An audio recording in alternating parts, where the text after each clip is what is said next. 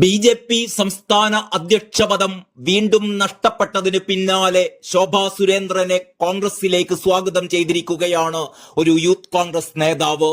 Youth Congress Malappuram ജില്ലാ president Haris മുദൂറാണ് സ്വാഗതം ചെയ്തിരിക്കുന്നത്. ശോഭാ സുരേന്ദ്രന്റെ ചിത്രത്തോടൊപ്പം ഇന്ത്യൻ നാഷണൽ കോൺഗ്രസിലേക്ക് സ്വാഗതം എന്ന ഒരൊറ്റ വരി ഹാരിസ് മുദൂർ തന്റെ ഫേസ്ബുക്ക് അക്കൗണ്ടിൽ പോസ്റ്റ് ചെയ്യുകയായിരുന്നു.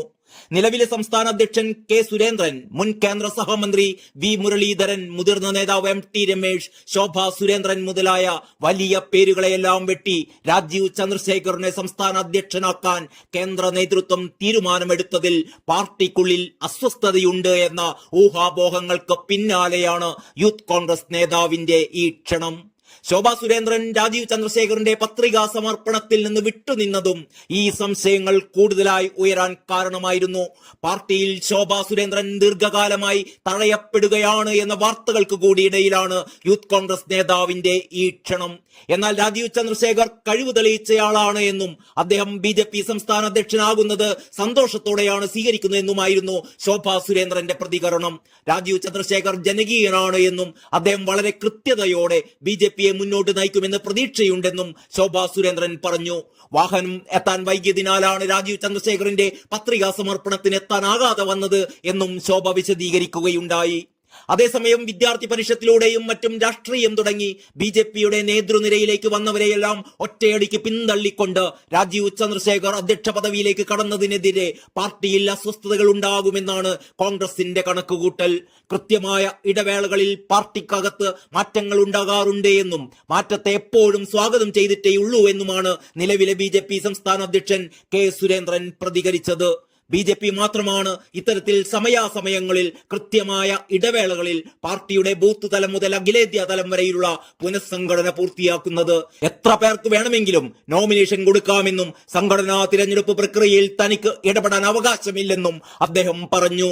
അതേസമയം സംസ്ഥാനത്ത് പുതിയൊരു രാഷ്ട്രീയ മുന്നേറ്റം ലക്ഷ്യമിട്ടുകൊണ്ടാണ് തികച്ചും അസാധാരണമാം വിധം പുതിയൊരു മുഖത്ത് തന്നെ പാർട്ടി സംസ്ഥാന അധ്യക്ഷ സ്ഥാനത്ത് ബി.ജെ.പി. കേന്ദ്ര നേതൃത്വം നിയോഗിച്ചത് എന്ന് തന്നെ വേണം കരുതാൻ. ലോക്സഭാ തിരഞ്ഞെടുപ്പിൽ തിരുവനന്തപുരത്ത് നടത്തിയ മികച്ച പ്രകടനവും യുവാക്കളെ പാർട്ടിയിലേക്ക് ആകർഷിക്കുക എന്ന ദൗത്യവും മുൻനിർത്തിയാണ് മാറുന്ന കാലത്തെ വികസനത്തിന്റെ മുഖമായി രാജീവ് ചന്ദ്രശേഖറിനെ ബി.ജെ.പി. കേന്ദ്ര നേതൃത്വം അവതരിപ്പിച്ചിരിക്കുന്നത്. അവസാന നിമിഷം വരെ ശോഭാ സുരേന്ദ്രനായിരുന്നു പരിഗണനയിലെങ്കിലും അടുത്ത നിയമസഭാ തിരഞ്ഞെടുപ്പിൽ ശോഭയെ മുൻനിർത്തി മത്സര ആവേശം വർദ്ധിപ്പിക്കുകയാണ് ഉചിതമെന്ന അമിത്ഷായുടെ അഭിപ്രായമാണ് രാജീവ് ചന്ദ്രശേഖറിലേക്ക് നിയോഗമെത്താനിടയാക്കിയത്. കേരള എൻ.ഡി.യുടെ വൈസ് ചെയർമാനായിരുന്ന രാജീവ് ചന്ദ്രശേഖർ സംഘപരിവാർ പശ്ചാത്തലമില്ലാതെ പാർട്ടി സംസ്ഥാന പ്രസിഡന്റ് ആകുന്ന ആദ്യ ബി.ജെ.പി. നേതാവാണ്. വിഭാഗീയത രൂക്ഷമായ സംസ്ഥാന ബി.ജെ.പിയിൽ രാജീവ് ചന്ദ്രശേഖറിലൂടെ പാർട്ടി കേന്ദ്ര നേതൃത്വം പിടിമുറുക്കുകയാണ്.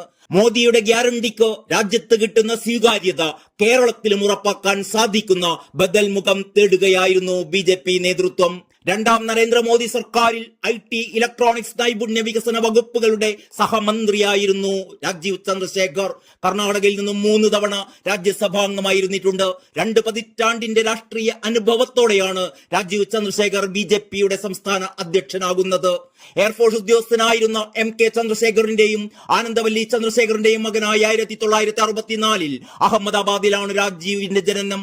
മണിപ്പൂർ ഇൻസ്റ്റിറ്റ്യൂട്ട് ഓഫ് ടെക്നോളജിയിൽ നിന്ന് ഇലക്ട്രിക്കൽ എഞ്ചിനീയറിംഗിൽ ഡിപ്ലോമയും ചിക്കാഗോയിലെ ഇലിനോയ്സ് ഇൻസ്റ്റിറ്റ്യൂട്ട് ഓഫ് ടെക്നോളജിയിൽ നിന്ന് കമ്പ്യൂട്ടർ സയൻസിൽ മാസ്റ്റർ ബിരുദവും നേടി. 1988 മുതൽ 91 വരെ അമേരിക്കയിലെ ഇന്റൽ കമ്പ്യൂട്ടർ കമ്പനിയിൽ കമ്പ്യൂട്ടറിന്റെ ചിപ്പ് പ്രോസസർ നിർമ്മിക്കുന്ന ഐ.ടി ഉദ്യോഗസ്ഥനായി ജോലി നോക്കിയിട്ടുമുണ്ട്. 1991 ബി.പി.എൽ ഗ്രൂപ്പ് ചെയർമാൻ ടി.പി.ജി. നമ്പ്യാരുടെ മകളെ വിവാഹം ചെയ്ത ശേഷം ഇന്ത്യയിലേക്ക് തിരിച്ചെത്തി. 1991 ബി.പി.എൽ കമ്പനിയിൽ ചേർന്നു. 1994 ബി.പി.എല്ലിന്റെ തന്നെ മൊബൈൽ ഫോൺ കമ്പനി രൂപീകരിച്ചു. വയർലെസ് ഫോൺ സ്വപ്നമായിരുന്ന കാലത്ത് ആദ്യം പേജറും പിന്നെ മൊബൈലും ഇറക്കി. 1994 ഇന്ത്യൻ മാർക്കറ്റിൽ ബി.പി.എല്ലിലൂടെ രാജീവ് ചന്ദ്രശേഖർ നിർണായകമായ കുതിപ്പാണ് നടത്തിയിരുന്നത്. പാലക്കാട്ടെ കൊണ്ടിയൂരിലുള്ള കുടുംബമാണ് രാജീവ് ചന്ദ്രശേഖറിന്റെ കേരളത്തിലെ തായ്വേര്. ബിസിനസിൽ തിളങ്ങിയ രാജീവ് ചന്ദ്രശേഖർ 2006 ബി.ജെ.പിയിൽ ചേരുന്നത്.